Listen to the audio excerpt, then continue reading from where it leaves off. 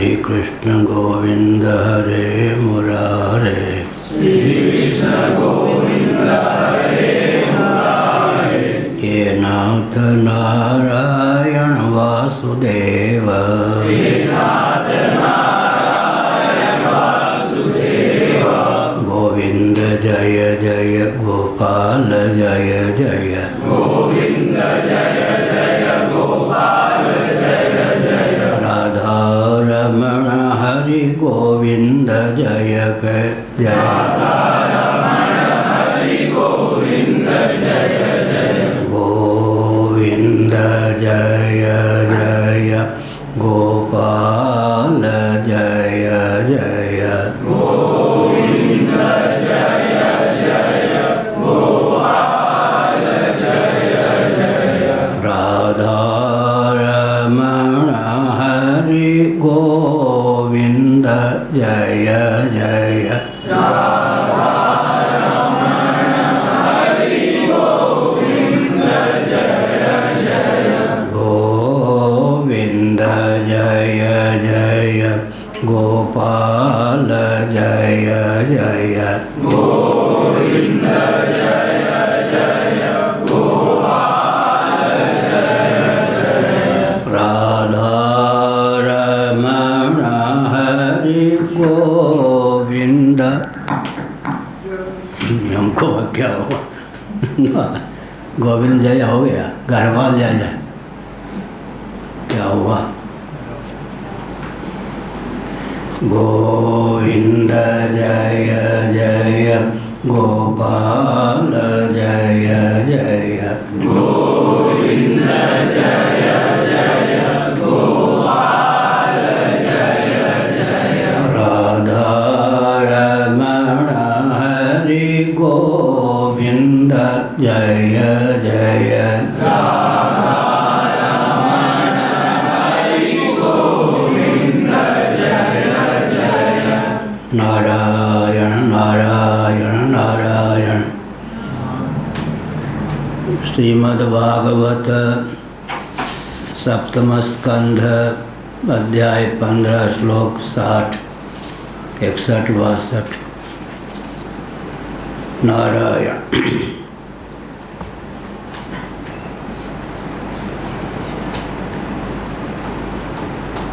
धातवो वयवित्वाच्च तन्मात्रावयवैर्विना न स्युर्यसत्यवयविन्यासन्नवयवयोऽन्ततः। नारायण। अवयवोऽन्ततः।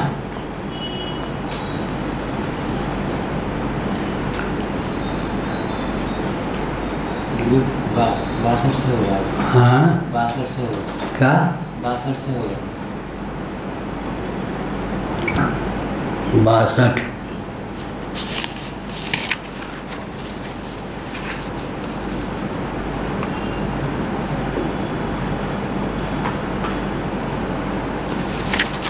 ठीक है, कहने दीजिए। क्या कह रहे थे? 62 60।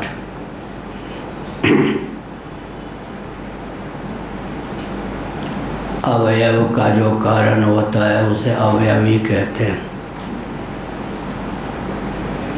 शरीर अवयव है, इसके उपादान कारण पंचभूत का नाम अवयव है।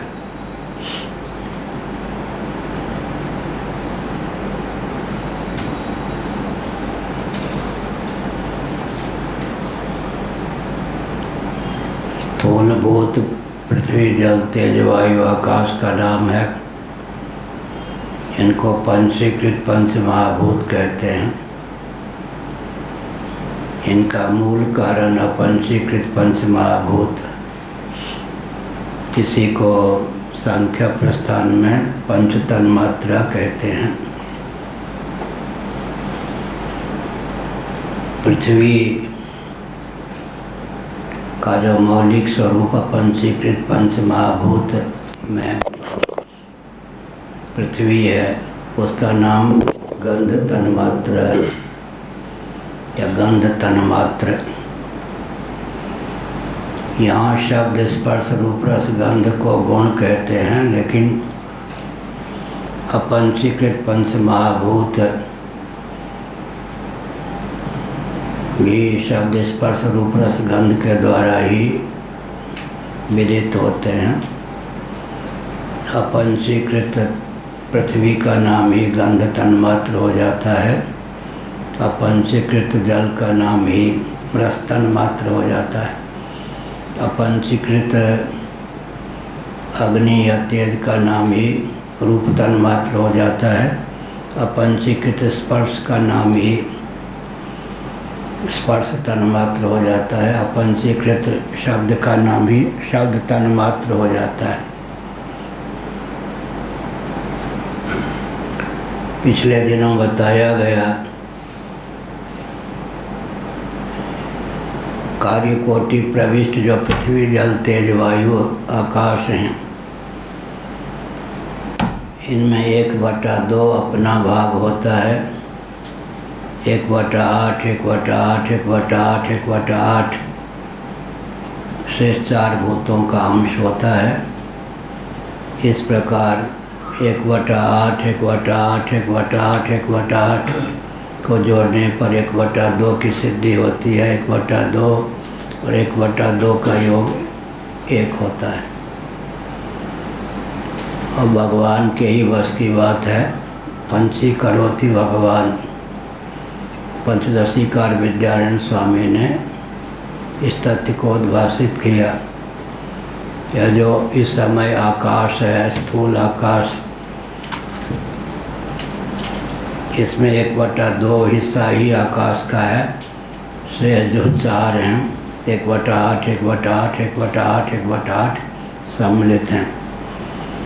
पंचीकरण की प्रक्रिया जो वेदांता प्रस्थान में है, वो भगवान के द्वारा ही संपादित होने योग्य है, संपादित भी है, मनुष्य के बस की बात नहीं। तो इस प्रकार से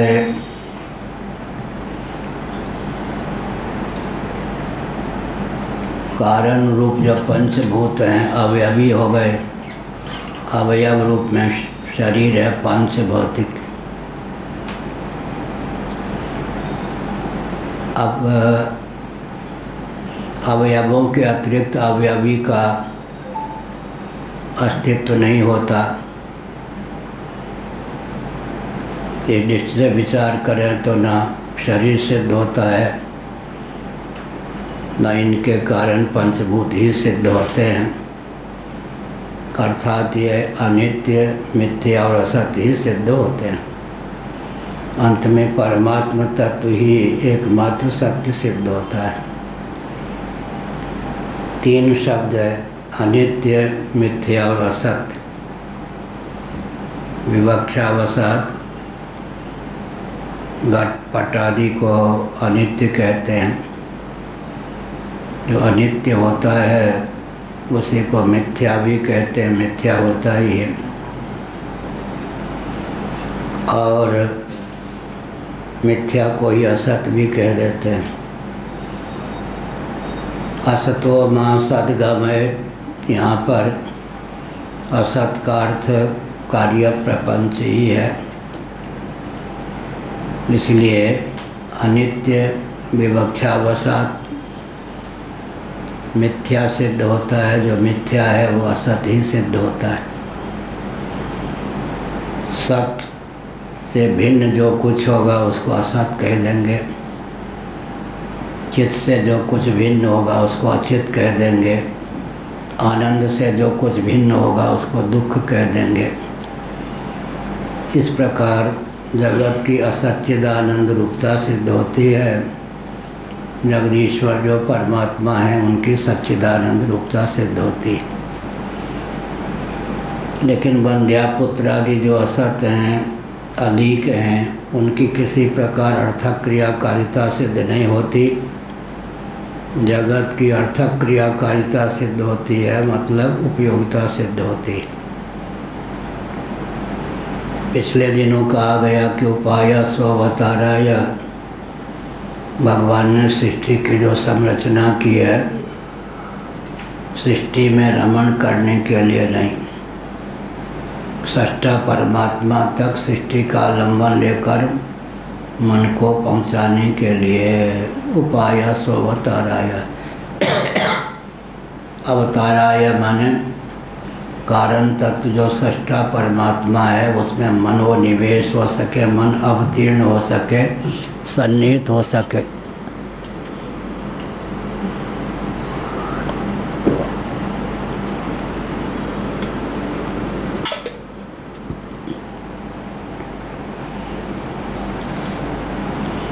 घटपट आदि ऐसे विषय हैं जिनका चिंतन करने पर तत्त आकार का मन हो जाता है, घटाकार, पटाकार।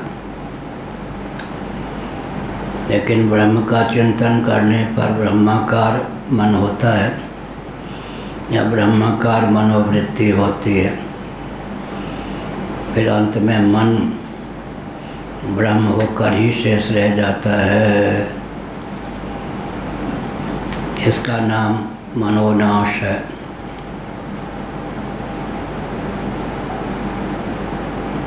मन का उपयोग क्या है? भगवत तत्व का श्रवण करें, मनन करें, निधिध्यासन करें। जन्म की सार्थकता किसमें है? जन्म और मृत्यु के अनादि अजस्र परंपरा का आत्यंतिक उच्छेद करने में है। लेकिन जीवों का स्वभाव है अपनी जीवनी शक्ति का उपयोग वे जन्म और मृत्यु के अनादि अजस्र परंपरा को परिपुष्ट करने में ही करते हैं। यही जीवत्व है, जगदीश्वर की माया है। यह कहा धातवो अवयवित्वाच्च तन्मात्रा अवयवैर्विना न स्युर्ह्य सत्यवयविन्यसन्नवयवयोऽन्ततः। विचार करने पर, छानबीन करने पर पंचभूत भी अवयवी होते हैं।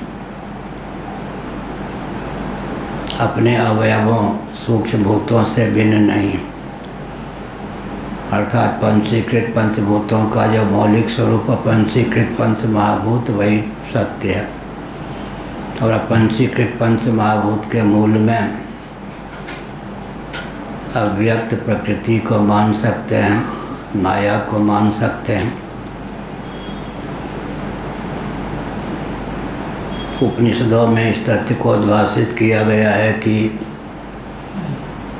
अविद्या और माया एक ही है।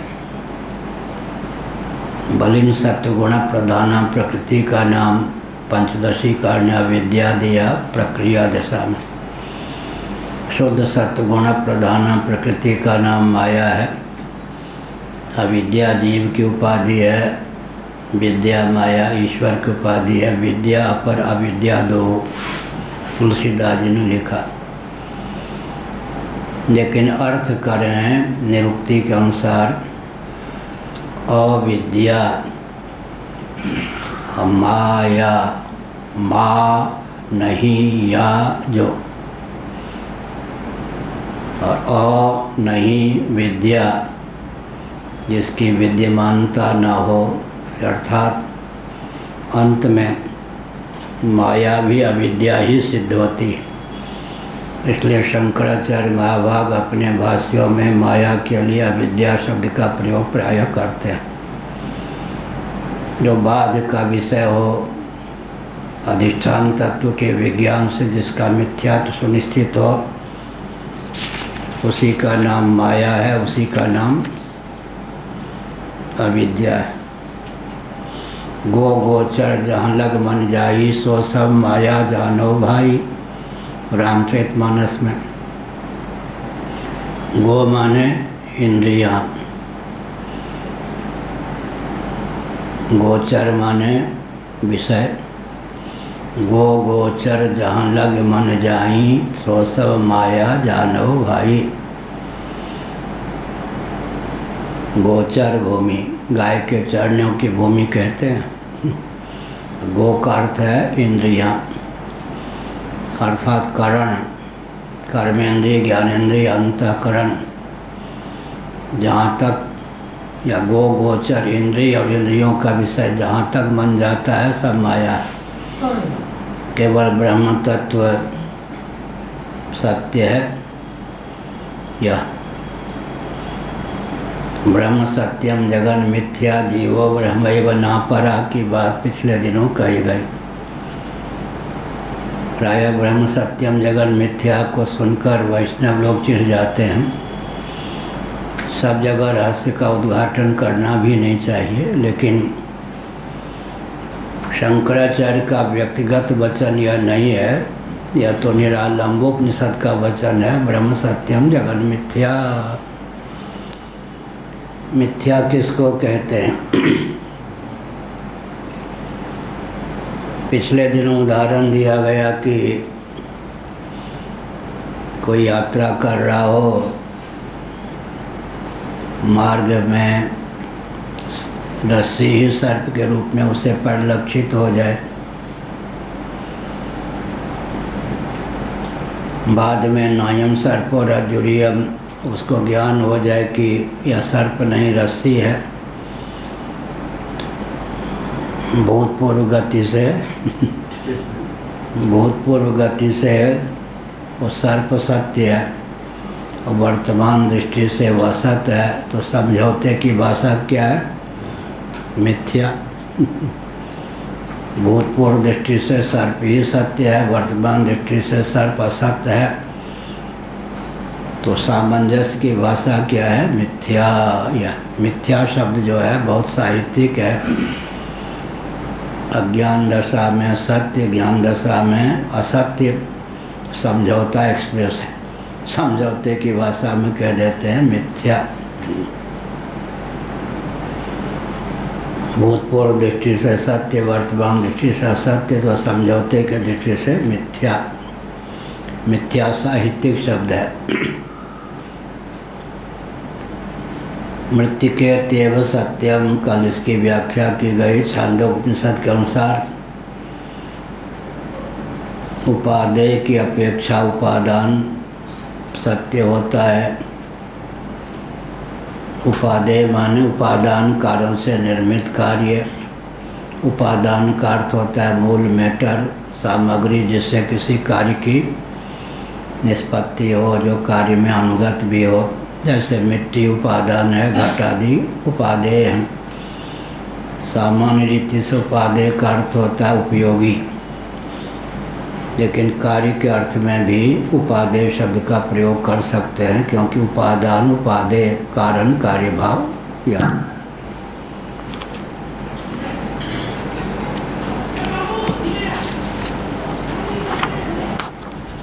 स्यात् सादृश्य ब्रह्मस्तावद् विकल्पे सति वस्तुतः जागृत स्वापो यथा स्वप्न तथा विधि निषेधता।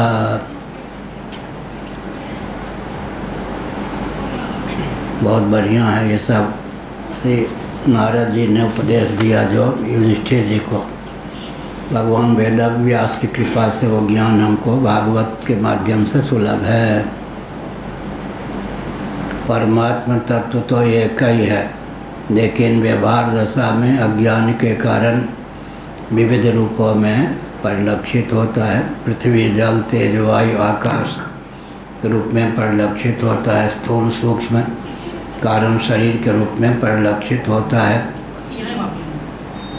विविध स्थावर जंगम प्राणियों के रूप में परिलक्षित होता है।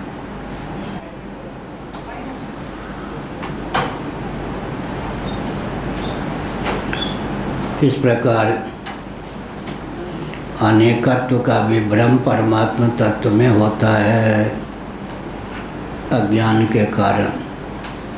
एक विचित्र बात है, हमारे लिए अज्ञान, भगवान के लिए माया।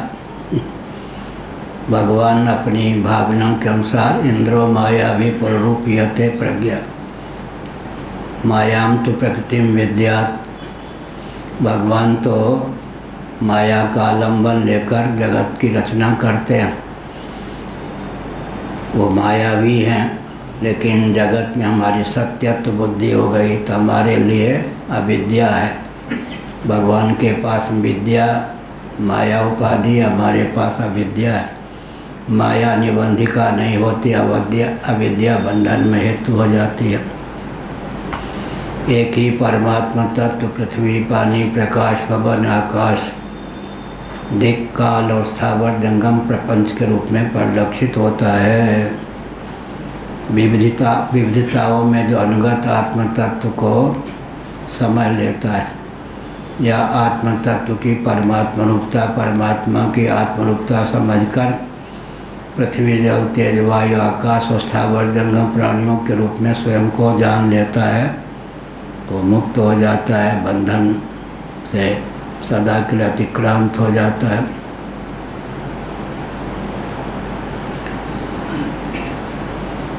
पिछले दिनों कहा गया कि स्वप्न में भी स्वप्न होता है, स्वप्न में भी सुषुप्ति। स्वप्न में सो गया कोई, स्वप्न में स्वप्न हो गया, या इसी प्रकार से तेनिस जागई जंगम योगी। बहुत विचित्र बात, जंगम योगी या निशा सर्वभूतानाम का अनुवाद अपने ढंग से तुलसीदास जी ने किया। शंकर भाष्य तो गंभीर है, तुलसीदास जी ने अपने ढंग से अनुवाद किया। या निशा सर्वभूतानाम, बहुत बढ़िया। भगवान का नाम ही या निशा है। जीवों ने, अज्ञ प्राणियों ने भगवान को ही निशा बना रखा है, रात्रि बना रखा है। जिसको रात्रि बनाना चाहिए उसको दिन बना रखा है, और जिसको दिन बनाना चाहिए उसको रात्रि बना रखा है। किसी की ओर पीठ करके बैठ जाए तब। एक गंगाराम थे, राजस्थान परंपरा के, भजनानंद आश्रम में रहते थे। उनका बेटा आसाम में वृक्षों को कटवाने का ठेका लिए हुए था, वो धनी अपने को मानते थे। मैं शंकराचार्य के पद पर नहीं था, स्वामी अखंडानंद महाराज के यहाँ प्रवचन करता। वो ब्राह्मण इतना अहंकारी था कि पीठ देकर मेरी ओर बैठता सुनने के लिए। वहाँ के महंत भी ऐसे थे, ओंकारानंदी। वो कहते चाहे पीठ दे के बैठे या कुछ बैठे, आप टोकेंगे नहीं, एक श्रोता हमारा कम हो जाएगा। पीठ दे के, अब हमारा अपमान है या ग्रंथ का अपमान हुआ या नहीं, सत्संग का अपमान हुआ या नहीं। अब दैव योग से गरीबी आ गई ठेकेदार को, उसके सारे होश ठिकाने हो गए क्या। बड़ी विकट बात। कुछ धन हो गया तो अहंकार की पराकाष्ठा, को मान मिल गया तो पराकाष्ठा। ये जीव जो है, सफलता को भी पचाने की क्षमता सब में नहीं होती क्या। सफलता को, धन को, विद्या आदि को पचाने की क्षमता सब में नहीं होती। अधजल गगरी छिलकत जाए। थोड़ी थोड़ी विद्या लेकर, कला लेकर व्यक्ति ऐंठ करके चलने लगता है। विद्या कला तो अहंकार के उच्छेद में उपयुक्त और विनियुक्त होना चाहिए ना। इस प्रकार से स्वप्न में भी स्वप्नांतर होता है, तो जगत जो है स्वप्न कोटि प्रविष्ट है। या निशा सर्वभूतानाम तेनिस जागई जंगम योगी। संसारी व्यक्तियों ने भगवान को ही निशा बना रखा है, रात्रि बना रखा है। अब भव में ही रमण करते हैं, भव उनके लिए दिन है, संसार भगवान को ही उन्होंने रात्रि बना रखा है। संसारी व्यक्तियों के लिए जो निशा है उसी में जगते हैं योगी। तस्याम जागृत योगी, योगिना, योगी। तो भगवान की ओर घाटा थोड़े लगेगा। पिछले दिनों हमने कहा था, क्या कहा था, लोग समझते हैं कि वैराग्य से घाटा लगेगा। घर छोड़ने के लिए कौन कहता है, सबके बस की बात भी नहीं घर छोड़ दे। और घर छोड़कर फिर घर की ओर मुँह न देखे, तीन पिन पुनि भवन न देखो जाई। लेकिन एक विचित्र बात है कि भगवान की ओर पीठ देकर अर्थात भगवान से विमुख होकर जीवन यापन करना व्यर्थ। पिछले दिनों कहा गया शंकर भाष्य के अनुसार, क्या कहा गया, जो जिससे विरक्त होता है वह उसका अधिपति हो जाता है, जो जिसमें अनुरक्त होता है वह उसके अधीन हो जाता है। अधिपति बनोगे या अधीन, क्या बनोगे?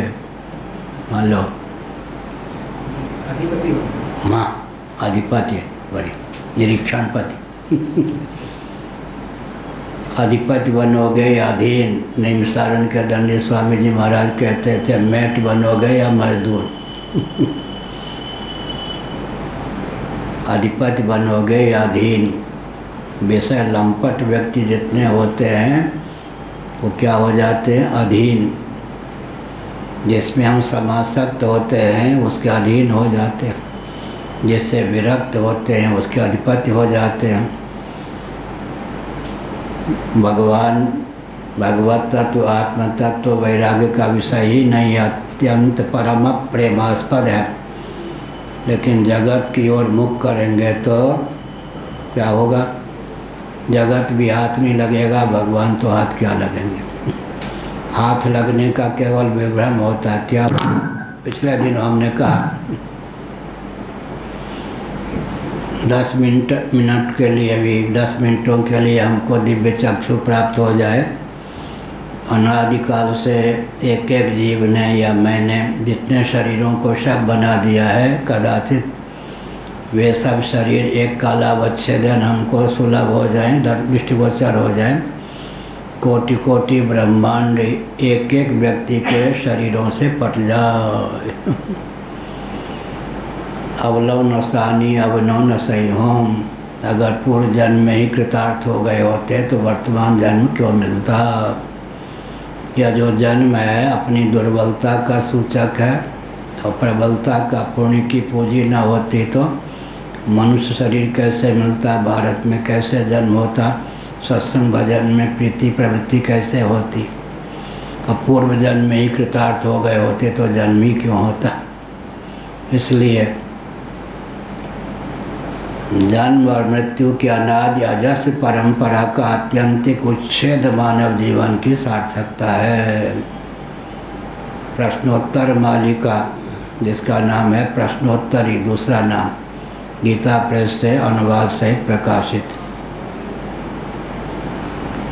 उसको पढ़ के लोग चिढ़ जाते हैं प्रायः। वैराग्य संदीपनी तुलसीदास जी के द्वारा विरचित ग्रंथ प्रश्नोत्तर मालिका या प्रश्नोत्तरी शंकराचार्य के द्वारा। कहते हैं कि स्त्रियों की निंदा है, और निंदा का क्या तात्पर्य? पराई स्त्री में स्त्री बुद्धि होगी, मर जाओगे। नारी नरक को खान लोग कहते हैं, मतलब क्या हुआ?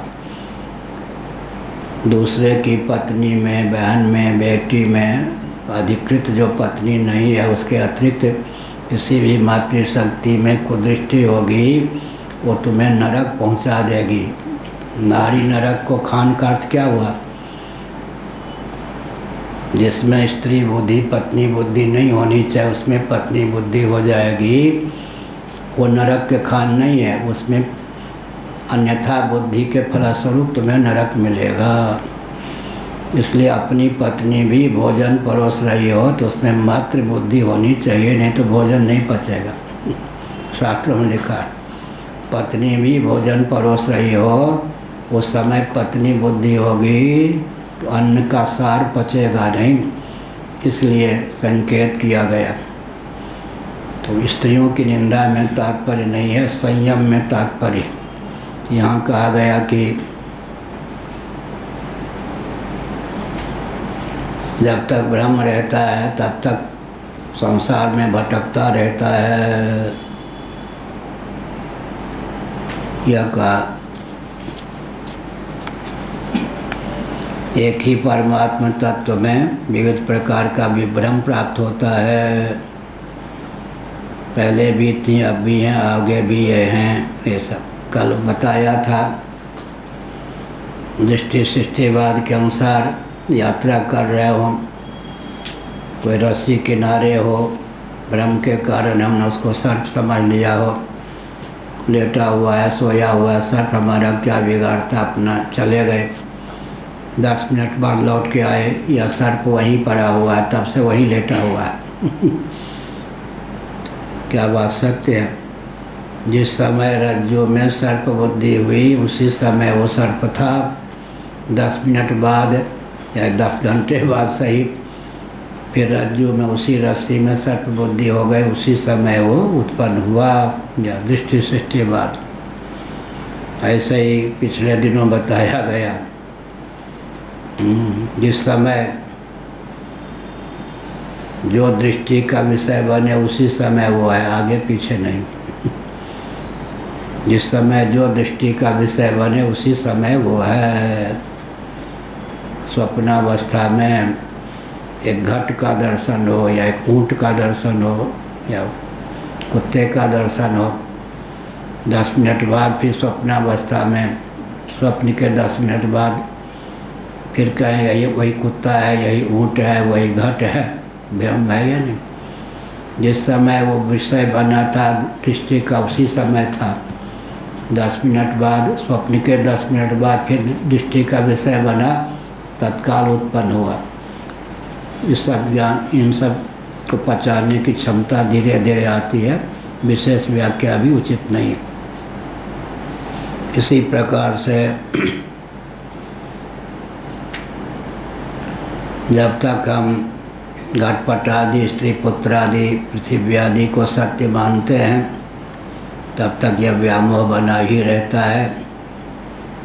और जो जगत को सत्य मानता है, उसी के लिए विधि निषेध शास्त्र की प्रवृत्ति भी होती है, या करणीय है या करणीय है। इस प्रकार से शास्त्र विधि का पालन भी उसके लिए कर्तव्य होता है। कृतार्थ के प्रति शास्त्र की प्राप्ति नहीं होती।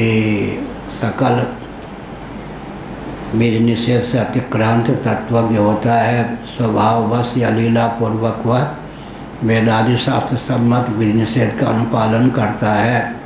वस्तुतः शास्त्र से भी वो पारंगत हो जाता है, निर्ग्रंथ हो जाता है।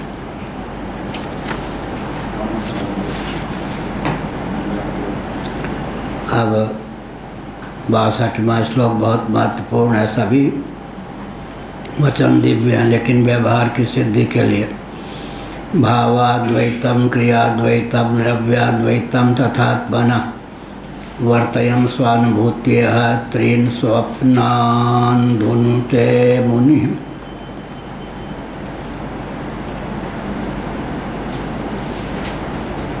बासठवां भावाद्वैत, क्रियाद्वैत, द्रव्याद्वैत, 3 प्रकार के अद्वैत का वर्णन किया। एक भावाद्वैत होता है, एक क्रियाद्वैत होता है, एक द्रव्याद्वैत होता है।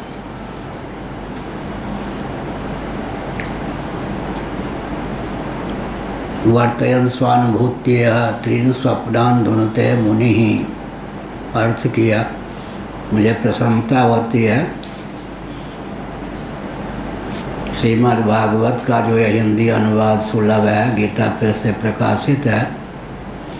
अनुवादक सनातन देव जी थे, मुनीलाल गुप्त, वैश्य कुल के थे। संन्यास लिया उन्होंने, तो उनका नाम हो गया सनातन देव। अपने आप संन्यास ले लिया था। और यह वह कहते बेटा ब्राह्मण का ही संन्यास का अधिकार है, अपने आप संन्यास ले लिया था। अखंडानंद जी महाराज ने भी अनुवाद किया, ऐसा भी लोग कहते हैं। एकादश स्कंद का अनुवाद उन्हीं का गीता प्रेस से प्रकाशित। तो मुनीलाल नाम का गुप्त उत्तर प्रदेश का शरीर था। वैश्य कुल के थे, बहुत मर्यादा का ध्यान रखते थे, प्रवचन नहीं करते थे। और मेरा प्रवचन सुनते थे बैठ करके सामान्य ढंग से। जिनके ऊपर लोग लट्टू थे सुदर्शन चक्र, पढ़ो समझो करो कल्याण में ले, वो हमारे मुख्य श्रोता थे। सनातन देव जी मुख्य श्रोता थे। पूज्य अखंडानंद सरस्वती जी महाराज का मैं श्रोता था, मेरे श्रोता वो थे जिन्होंने भागवत का अनुवाद किया है। उन सब का दर्शन हमने किया। मुनीलाल गुप्त प्रवचन कभी नहीं करते थे, ये मेरा प्रवचन सुनते थे बैठ करके। बिल्कुल सुदर्शन सिंह चक्र, बहुत बड़े लेखक थे, लेकिन वो सामान्य ढंग से आसन पे आट के हमारा प्रवचन अवश्य सुनते थे। पूज्य अखंडानंद जी महाराज ने तो आदेश दिया था कि उनकी अनुपस्थिति में, जब वो बम्बई रहते थे, मेरे अतिरिक्त और कोई प्रवचन नहीं कर सकता। और अब स्वयं तब प्रवचन करते थे जब मैं प्रवचन कर लेता था। इन सब का सानिध्य भी प्राप्त हुआ है, ये सब हमारे श्रोता भी रहे हैं। पूज्य अखंडानंद महाराज को मैं धार्मिक क्षेत्र में माता के समान ही मानता हूँ। यह कहा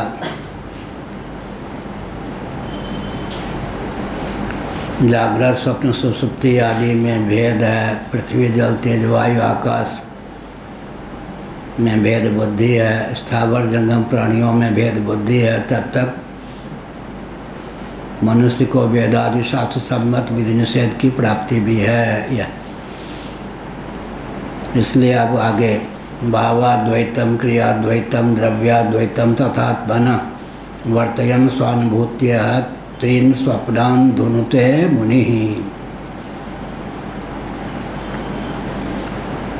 अद्वैत सब जगह है, भावाद्वैत भाव धन अद्वैत, क्रियाद्वैत क्रिया और के बाद अद्वैत, द्रव्य के बाद अद्वैत। विचारशील जो मनीषी होते हैं वो अपनी अनुभूति के बल पर, अपनी प्रज्ञा शक्ति के बल पर आत्मा के त्रिविध अद्वैत का साक्षात्कार करते हैं। जागृत स्वप्न सुषुप्ति तीन हो गए। दृष्टा दर्शन दृश्य त्रिपुटी में यह भी स्वप्न है, भावाद्वैत। इसको मिटा देते हैं। जागृत स्वप्न सुषुप्ति दृष्टा दर्शन दृश्य प्रमाता प्रमाण प्रमेय ज्ञाता ज्ञान ज्ञेय, यह सब त्रिपुटी में एकत्व का दर्शन करते हैं। अद्वैत के तीन वेद, उसकी व्याख्या आगे करेंगे नारद जी, यहाँ तो पहले से है ही। भावाद्वैत क्रियाद्वैत और द्रव्याद्वैत, भाव को लेकर अद्वैत, क्रिया को लेकर अद्वैत, अद्वैत द्रव्य को लेकर अद्वैत। क्रिया की सिद्धि होती है, भाव की सिद्धि होती है, द्रव्य की सिद्धि होती है। पृथ्वी आदि द्रव्य हैं, लेखन इत्यादि क्रिया है, वक्तव्य, ये सब। और भाव जगत में भी होता ही है, राग द्वेष, ये सब भाव के भेद हैं। अविद्या के बाद अस्मिता, राग द्वेष, अभिनिवेश, ये सब। भावाद्वैत क्रियाद्वैत और द्रव्याद्वैत, भावगत अद्वैत, क्रियागत अद्वैत और द्रव्यगत अद्वैत।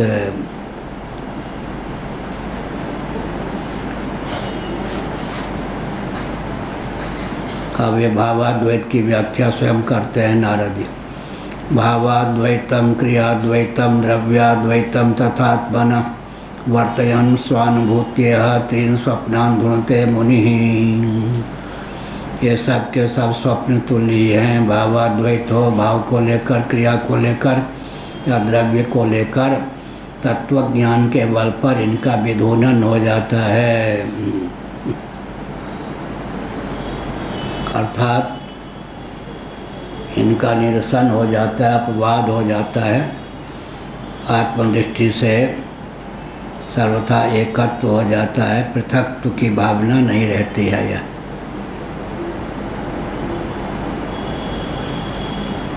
लेकिन विचारशील मनुष्य में यह क्षमता होती है। अब भावाद्वैत क्या है? कार्य कारण वस्तुैकमर्शनम पटतंतुवत अवस्तुत्वाद विकल्पस्य भावाद्वैतम तदुच्यते। स्वामी नारद जी ने भावाद्वैत को, क्रियाद्वैत को, द्रव्याद्वैत को क्रमशः अभिव्यक्त किया, परिभाषित किया। तो भावाद्वैत क्या है?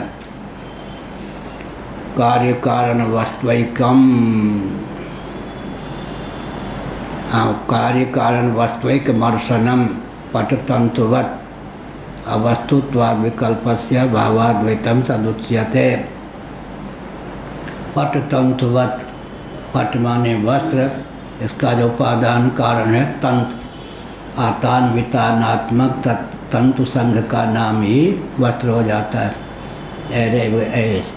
आतान्वितानात्मक, जैसे आतान्वितानात्मक, यों यों यों फिर यों यों यों वस्त्र बन जाता है।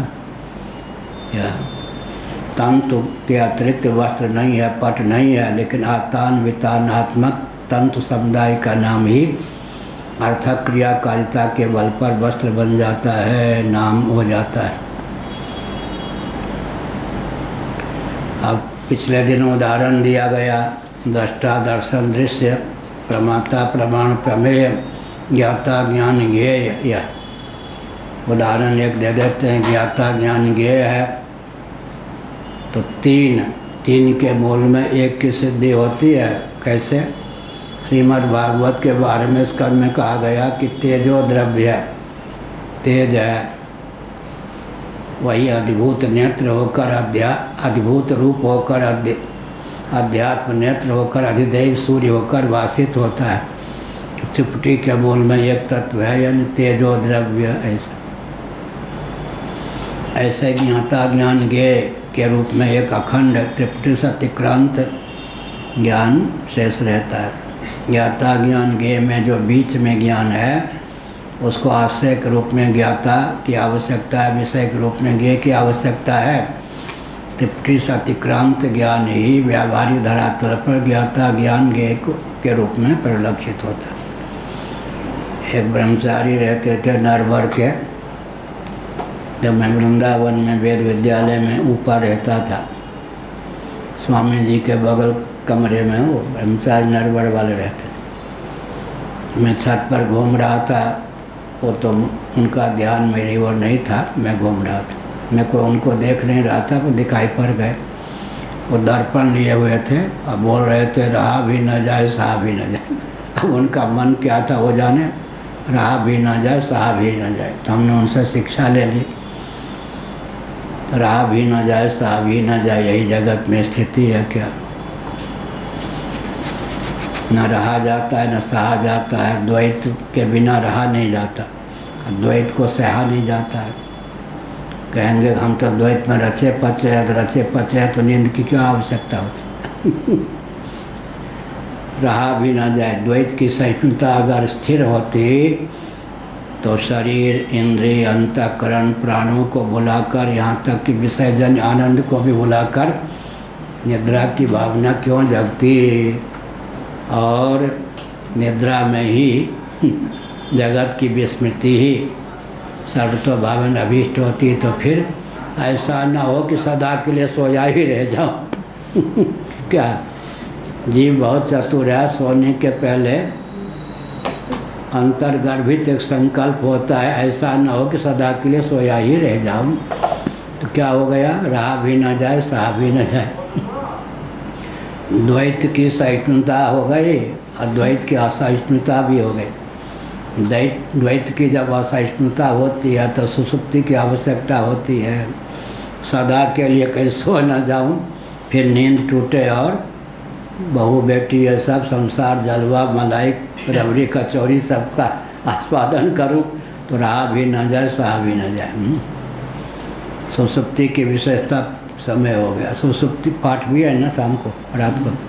सुसुप्ति की विशेषता क्या है? सुसुप्ति की विशेषता, गाढ़ी नींद की विशेषता क्या है? निर्विकल्प समाधि का विकल्प कौन है? सुसुप्ति।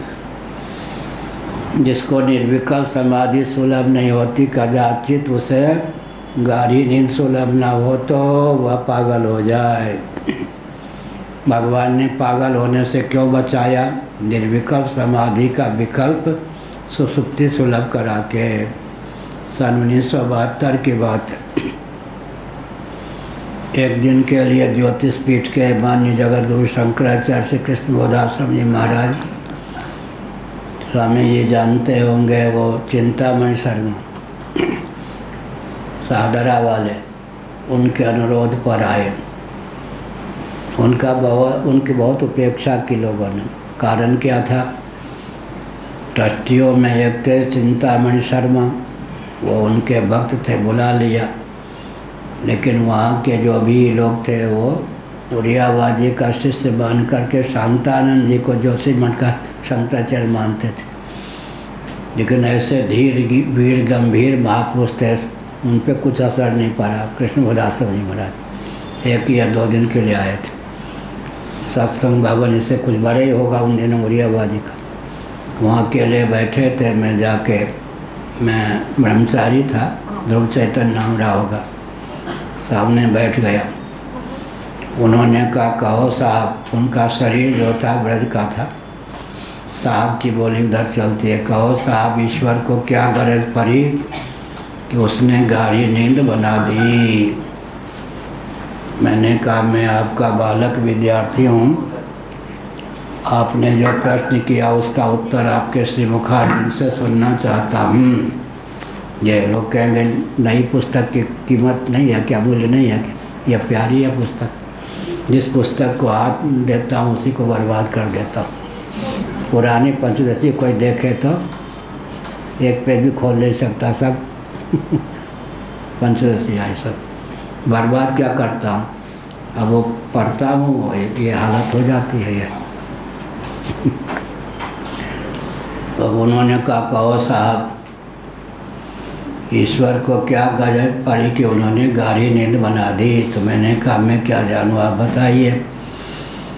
उन्होंने कहा कि अगर हमको तुमको निर्विकल्प समाधि के विकल्प रूप में सुसुप्ति की प्राप्ति न हो तो आगरा के पागल खाने में ही भर्ती हो जाए। वृंदावन के पास आगरा है। इसका विकल्प के रूप में, निर्विकल्प समाधि के विकल्प के रूप में। तो हमने क्या कहा, जीव की दशा क्या है? द्वैत सहिष्णुता भी नहीं, अस्थिर अद्वैत सहिष्णुता भी नहीं है। द्वैत सहिष्णुता होती तो सुसुप्ति क्यों चाहता? और अद्वैत की सहिष्णुता होती, सुसुप्ति माने द्वंद्व और दुख से अतिक्रांत अवस्था विशेष। अद्वैत की क्या होती? एक अखबार में आया था, एक महिला ऐसी है जो 12 घंटे 24 घंटे में कितने घंटे आपने नहीं पढ़ा होगा, 12 घंटे लगातार सोती। सोने में ही उसको पुरस्कार मिल गया कि इससे बढ़िया सोने वाली कोई नहीं। आजकल तो क्या है, गाली देने में कोई सबसे बढ़िया हो तो उसका नाम आ जाएगा। गाली देने में इससे बढ़िया कोई नहीं। लड़ाकू हो, झगड़ाऊ हो, पहले कहते खेलता रहता, खिलाड़ी हो एक नंबर का, हंसाते ही रहता है। आजकल रोने में ही कोई बहादुर है, रोते ही रहता है। आजकल पुरस्कार, एक बार तो पुरस्कार मिलेगा फिर घर वाले झेलते रहे। हमने क्या समझ या भी रहा भी ना जाए, सहा भी ना जाए, वो ब्रह्मचारी गा रहे थे। तो द्वैत की सहिष्णुता होती तो सुसुप्ति क्यों चाहते, और द्वैत की सहिष्णुता होती तो फिर व्युत्थान क्यों चाहते। इसलिए हमारी आपकी स्थिति है। शंकराचार्य की विशेषता क्या है कि वो लिखते समय वो सामान्य व्यक्तियों से भी तादात्म्य प्रस्थापित करके ही लिखते हैं, अपने को विशिष्ट ख्यापित करके नहीं लिखते। तो द्वैत की सहिष्णुता होती तो सुसुप्ति क्यों चाहिए, और अद्वैत की सहिष्णुता होती तो जागृत स्वप्न क्यों चाहिए। इसलिए विचित्र बात है, कल कहा था वहीं जाकर प्रवचन को आज भी विराम देते हैं। दृष्टि को स्थिति की आवश्यकता है, स्थिति को दृष्टि की आवश्यकता है, दोनों जीवन में आवश्यक। महाप्रलय की दशा में जो स्थिति होती है वह तो निर्विकल्प समाधि के दशा में भी आजकल संभव नहीं है। निर्विकल्प समाधि भगवान कृपा, सूर्य की कृपा 12-12 घंटे दिल्ली में जब था तो रात्रि में बैठता तो 12 मिनट भी नहीं मालूम पड़ता, 12 घंटे पद्मासन पर बैठा ही रह जाता। 6 महीने तक ऐसा हुआ, 12-12 घंटे नित्य, बिल्कुल शांत होकर, हिलना डुलना नहीं, कोई मनोराज्य नहीं। तो क्या हुआ, द्वैत की सहिष्णुता होती तो सुसुप्ति क्यों चाहिए, अद्वैत की सहिष्णुता होती तो व्युत्थान क्यों चाहिए। अभी एक विषय छोड़ रहा, महाप्रलय में जो स्थिति होती है वो तो निर्विकल्प समाधि से भी ऊँची होती है, 1-2 दिन के लिए थोड़े होती है। महाप्रलय की अवधि 31,10,40 अरब वर्ष है मर्त्यलोक की गणना के अनुसार। उतने समय तक जितने प्राणी हैं सब भगवत भावापन्न होकर भगवान से एकीभूत होकर शेष रहते हैं। इससे बढ़कर स्थिति क्या होगी। निर्विकल्प समाधि से भी उत्कृष्ट स्थिति प्राप्त रहती है, वो भी 1-2 दिन के लिए नहीं। भगवान का सब पर अनुग्रह 31,10,40 अरब वर्षों तक महाप्रलय में भगवान से एकीभूत होकर जीव रहता है। लेकिन स्थिति इतनी ऊंची होने पर भी दृष्टि के अभाव में महासर्ग के प्रारंभ में फिर जन्म ले लेता है।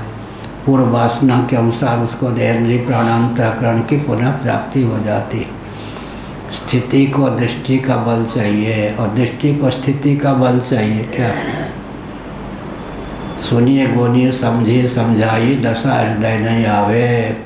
तुलसीदास जी ने विनय पत्रिका में एक भाव को व्यक्त किया, सुनता भी हूँ, श्रवण पूरा है, गुनी है, मन भी करता हूँ युक्तियों का अवलंबन लेकर, समझी समझाइए, निधिध्यासन भी परिपुष्ट है, समझने और समझाने में भी दक्ष हो गया, परंतु क्या है, दशा हृदय नहीं आवे, निष्ठा नहीं।